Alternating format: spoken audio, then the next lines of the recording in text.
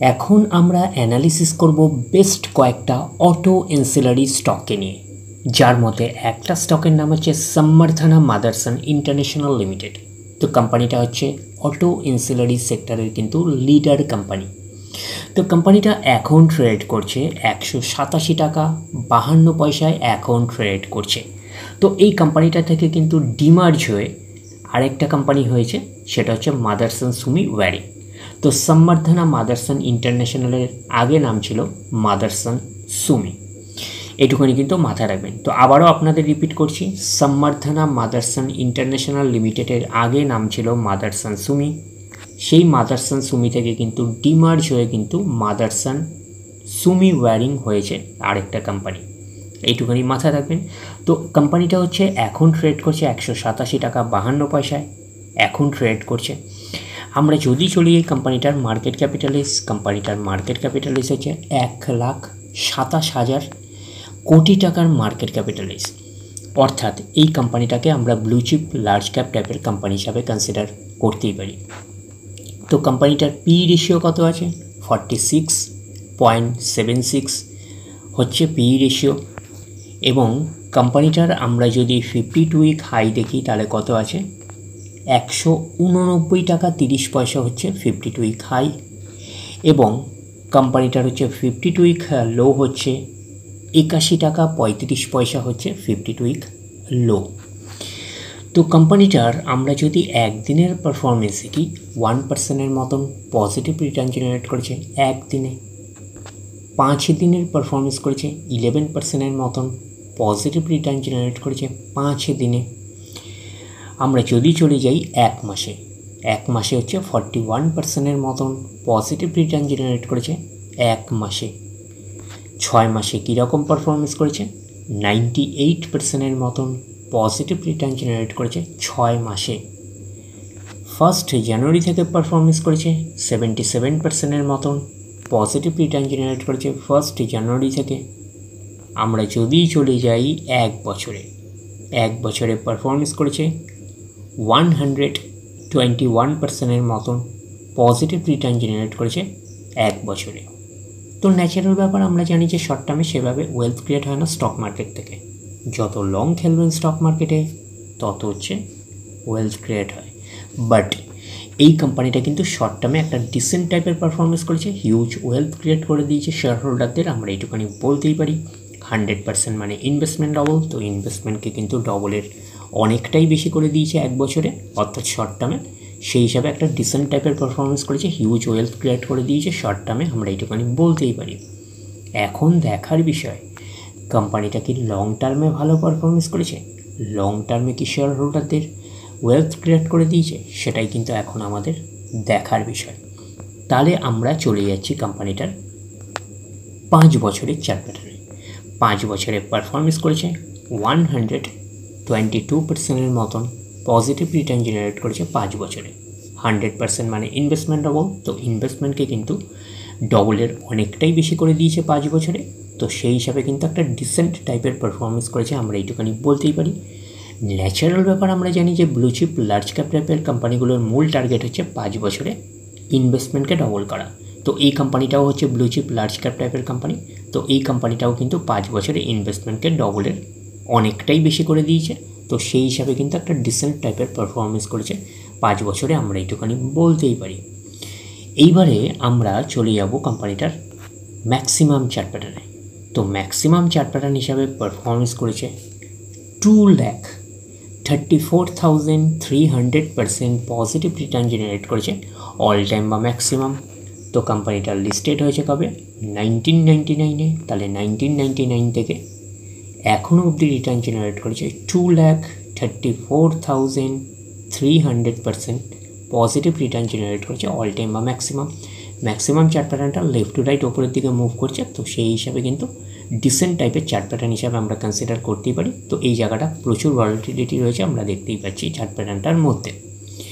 তো এবং কোম্পানিটা কিন্তু ফান্ডামেন্টালি সাউন্ড কোম্পানি, এইটুখানি কিন্তু মাথায় রাখবেন।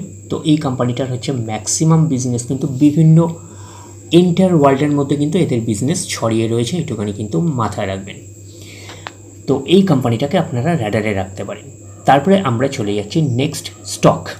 নেক্সট স্টকের নাম হচ্ছে টালব্রোজ অটোমোটিভ কোম্পানিজ লিমিটেড। তো এই কোম্পানিটা হচ্ছে অটো এনসিলারি সেক্টরের একটা অন্যতম কোম্পানি।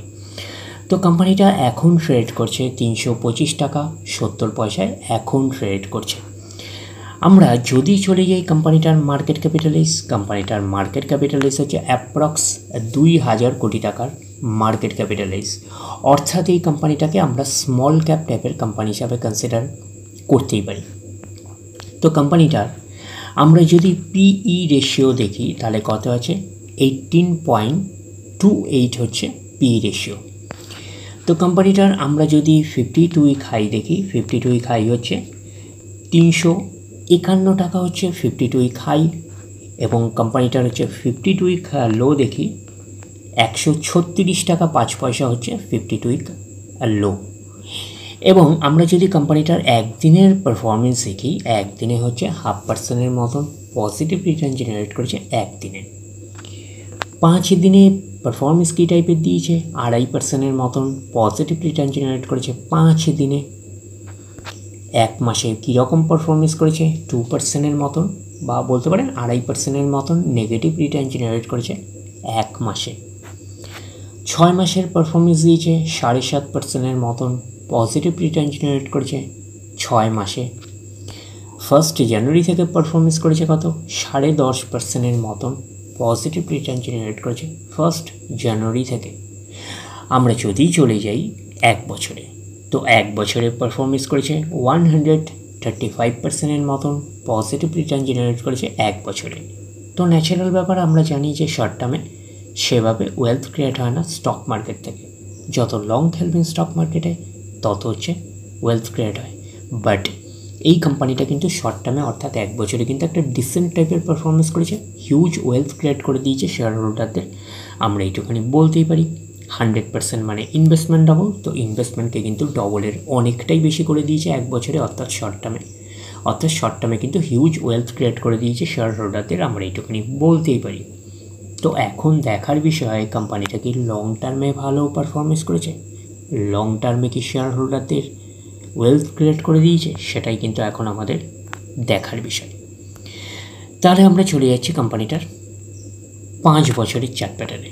তো 5 বছরে পারফরমেন্স করেছে কত, 921%-এর মতন পজিটিভ রিটার্ন জেনারেট করেছে 5 বছরে। তো 100% মানে ইনভেস্টমেন্ট ডবল। তো ইনভেস্টমেন্টকে আমরা এইটুখানি বলতে পারি 10 গুণের কিন্তু অনেকটাই বেশি করে দিয়েছে 5 বছরে। তো 5 বছরে কিন্তু হিউজ ওয়েলথ ক্রিয়েট করে দিয়েছে শেয়ার হোল্ডারদের, আমরা এইটুখানি বলতেই পারি। এইবারে আমরা চলে যাব কোম্পানিটার হচ্ছে ম্যাক্সিমাম চার্ট প্যাটার্নে। ম্যাক্সিমাম চার্ট প্যাটার্ন হিসাবে পারফরমেন্স করেছে 2572%-এর মতন পজিটিভ রিটার্ন জেনারেট করেছে অল টাইম বা ম্যাক্সিমাম। তো কোম্পানিটা লিস্টেড হয়েছে কবে, 2006-এ। তাহলে 2006 থেকে এখন অবধি রিটার্ন জেনারেট করেছে 2572%-এর মতন পজিটিভ রিটার্ন জেনারেট করেছে অল টাইম বা ম্যাক্সিমাম। ম্যাক্সিমাম চার্ট প্যাটার্নটা লেফট টু রাইট ওপরের দিকে মুভ করছে, তো সেই হিসাবে কিন্তু একটা ডিসেন্ট টাইপের চার্ট প্যাটার্ন হিসাবে আমরা কনসিডার করতেই পারি। যেহেতু কোম্পানিটা একটা স্মল ক্যাপ টাইপের কোম্পানি, যেরকম আপনাদের রিটার্ন হিউজ দেবে সেরকম কিন্তু বড় বড় কারেকশানস হবে, এটুখানি কিন্তু মাথায় রাখবেন। তো এইসব জায়গাগুলোতে যদি আপনারা এক্স্যাক্টলি ক্যালকুলেশন করে দেখেন খুবই বড় বড় কারেকশানস দেখতে পাবেন। তো স্টকটার নেচারই এরকম, যেহেতু স্টকটা হচ্ছে স্মল ক্যাপ টাইপের একটা কোম্পানি। তো স্মল ক্যাপ টাইপের কোম্পানি হিসাবে কিন্তু এই কোম্পানিটাকে আমরা ফান্ডামেন্টালি সাউন্ড কোম্পানি হিসাবে কনসিডার করতেই পারি। তো এই কোম্পানিটাকেও আপনারা র্যাডারে রাখতে পারেন। তো বেস্ট আমরা দুটো অটো এনসিলারি সেক্টরের স্টককে নিয়ে অ্যানালিসিস করলাম, একটা হচ্ছে সম্বর্ধনা মাদারসন, আরেকটা হচ্ছে টালব্রোজ অটোমেটিভ। তো দুটো কোম্পানির মধ্যে কিন্তু টালব্রোজ অটোমেটিভ কিন্তু খুবই রিস্কি টাইপের কোম্পানি, যেহেতু কোম্পানিটা একটা স্মল ক্যাপ টাইপের কোম্পানি। যেহেতু আপনাদের রিটার্ন হিউজ দেবে সেরকম বড় বড় কারেকশানস হবে টালব্রোজ অটোমেটিভের ক্ষেত্রে আমরা বলতে পারি। আর সম্বর্ধনা মাদারসন যদি আমরা বলি তো কোম্পানিটা লার্জ ক্যাপ টাইপের কোম্পানি, সেই হিসাবে কিন্তু তুলনামূলকভাবে রিস্ক অনেক অংশে কম, আমরা এইটুখানি বলতেই পারি। তো এই দুটো স্টকের মধ্যে কিন্তু পটেনশিয়ালিটি অনেক অংশে রয়েছে, এইটুখানি কিন্তু মাথায় রাখবেন। তো ডিরেক্টলি গিয়ে জাম্প করে বাই করবেন না, ফার্দার স্টাডি করবেন। আফটার দ্যাট হচ্ছে আপনারা ডিসাইড করবেন কোন স্টকটা বাই করবেন কি করবেন না। তাহলে এই অবধি, নেক্সট ভিডিওতে আবার আপনাদের সাথে আমার দেখা হচ্ছে। ধন্যবাদ।